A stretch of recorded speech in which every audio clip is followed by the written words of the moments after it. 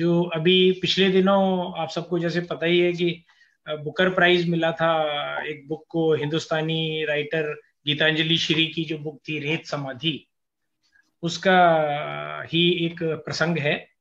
छोटा सा बस एक भूमिका के रूप में बताना चाहता हूँ। ये बुक जो लिखी गई है वो एक वृद्धा के और उनकी बेटी के बारे में है। बेसिकली तो वो दोनों है इसके कैरेक्टर, लेकिन इसमें एक कैरेक्टर उस वृद्धा का पुत्र भी है जो कि बड़े साहब हैं एक डिपार्टमेंट में, और वहां से रिटायर होने वाले हैं। तो ये जो प्रसंग है वो न्यू ईयर्स के साथ, जैसे न्यू ईयर पे हम लोग पार्टियां करते हैं, तो एक पार्टी का नरेशन है जो उन्होंने अपने रिटायरमेंट से थोड़ा पहले दी है अपने सरकारी मकान में, जहां से वो एक फ्लैट में जाने वाले हैं अपने जब रिटायर होने के बाद सरकारी मकान छोड़ेंगे। उसका एक है, तो थोड़ी सी बैकग्राउंड इसलिए मैंने बताई। तो शुरू होता है ये नरेशन गीतांजलि श्री का, रेत समाधि। लास्ट सपर नहीं पर लास्ट लंच था, ऐसा कि सबको याद रहे। उस दिन सूरज को खास न्योता भेजा गया था कि पूरी सद्धज में आए। जाड़ों के जाते दिन और बड़े के रिटायरमेंट के आते दिन, इस घड़ी उसका पीताम्ब कितना सुहाएगा। आती घड़ियों में तो उसकी चिंदियां ही नसीब होंगी इस घर के छूटने के बाद। शहर के बिल्डिंग जैम और ट्रैफिक जैम में लोहे सी भारी और काली हवा रटपटिया स्कूटर बनकर चिंदियों को यहां वहां उतार देगी कि उन्हें देखकर उनके पूरे का अनुमान बचे खुचे दिलों को हो जाए और वो इसी में आनंदित हो लें। मगर अभी तो कुछ दिन बाकी हैं इस लॉन पे, इन गुलदाउदियों में। आए कृपया सूर्य महाराज। तो सारे काम छोड़ के, और कौन नापता कितनी दुनिया को अंधेरे में छोड़ के, सूरज अपना ऑर्केस्ट्रा लेकर पधारे। बैंड बाजा बारात, आतिशबाजियां, फिर क्या क्या खेल दिखाए। डालियों से झरने की तरह गिरता, दीवारों पे नदी की तरह कल कलाता, पत्तों के बीच मशाल सा जल जाता, डाल पर दीपक सा उजल लेता, जलता बुझता, और नीम के पत्तों को चरखियों सा भंवराता। आसमान में भी शरारत, बादलों के घुंघराले गेसू सुनहले रंग देता। अब लहराए उन्हें, कभी उन्हें पीले उजालों से सिए घाघरे पहना देता और फिर उनकी हथेलियां अपनी में डाल तेज तेज घूमता और बादलों की कंचनी किलकारियां फूट पड़ती।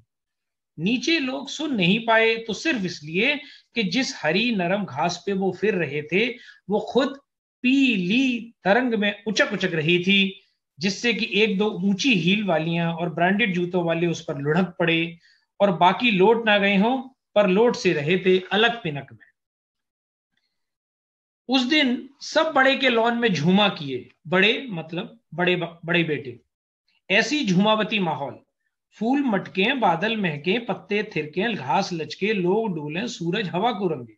हद तो तब हुई जब क्रॉकरी पॉटरी मानो बर्तन भांडे मटकने लगे, गिरने भी, नौकरों चाकरों को डांट पड़ने लगी कि बियर सर्व करते करते चुपक चुस्कियां मार रहे हो।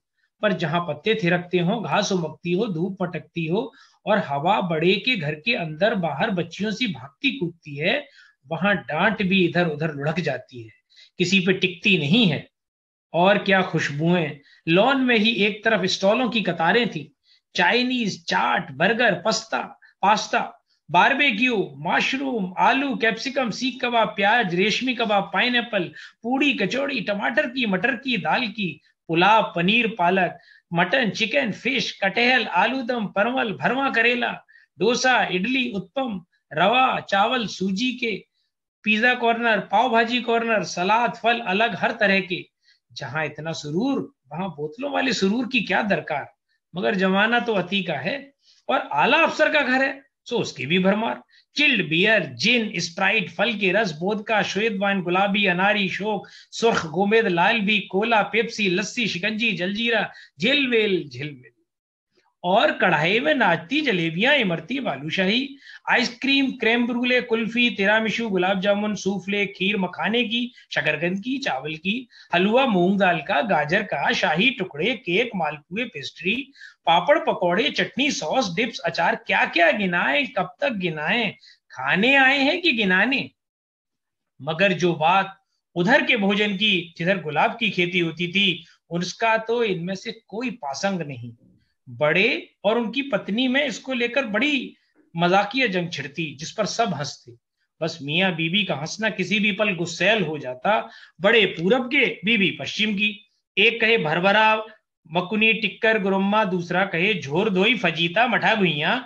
और एक दिन तो इस पर घमासान मचा कि पत्नी ने ससुराल की रेसिपी का आधुनिकीकरण कर डाला और सत्तू मिल्क शेक पेश कर दिया। खैर, लास्ट लंच पे किसी पे आक्रमण नहीं हुआ और बड़े ने बहुत गर्व मिश्रित प्यार से अपने वतन का नाम बुलंद किया, बाटी चोखा का झंडा गड़वा के। सबसे घनी भीड़ वहीं घिरी है, और कैसे ना घरती इन जड़ों से कटे वंचित शहरियों की। आम के देश में इनमें कितनों ने आम के पेड़ नहीं देखे हैं, उस पर लटके हरी अमियों के गुच्छे तो भूल जाइए, और बाटियां तो उनको बोलना भी नहीं आता। पीछे की तरफ जहां लॉन समाप्त होकर सब्जियों की क्यारियों की तरफ लचकता था, वहां जरा सी जमीन साफ चपटा करके गोबर के कंडे तसले में जलाए थे और उनमें बाटियां सिक रही थी। पास एक परात में सत्तू और बड़ी वाली लाल मिर्च का वाहिद पूर्वी यूपी का अचार मसल के मिलाया हुआ था। पूरे में लहसुन नमक डाल बाटी में भरने को माल तैयार है। लोग देख रहे हैं, यादव जी लोइयां बनाते हैं, उनमें ये मसाला भरते हैं और सिकने को उपलों पे रख देते हैं।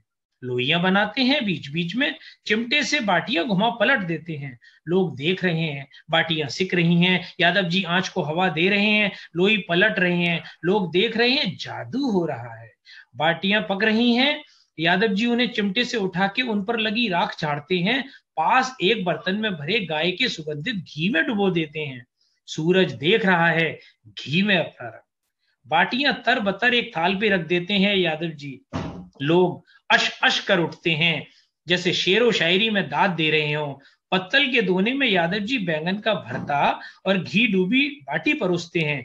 औरतें हाथ बढ़ाती हैं, मैं तो खाऊंगी चाहे फुटबॉल हो जाऊं।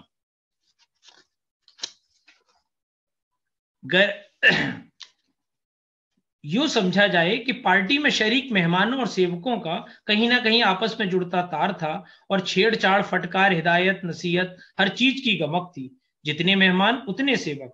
बड़े का घर रौनक महल। क्या क्या कहें कहें तो कहाँ रुकें, क्योंकि जल्दी तो किसी को नहीं है। पर देर दोपहर में शाम की तरफ जाते हुए जनता उठने की सोचने ही लगेगी, और तब सामने के दरवाजे से निकलते हुए पान की गुमटी पे रुकना होगा, जहां बनारसी की मगही की मीठा पान मिनरल वाटर की बाल्टी में धो के फिर पहुंच के, फिर अब ये सब कहें तो किसको छोड़ें, कत्था, चूना, गुलकंद, सुपारी, इलायची, लौंग, पेपरमेंट, मुलेठी, कीमा, जर्दा, और कोई अंत नहीं, कोई अंत नहीं। धन्यवाद, धन्यवाद। क्या बात है सर, सारे पकवान आपने सामने रख परोस दिए हमारे नए साल की शुरुआत में। भूख लगनी शुरू हो गई।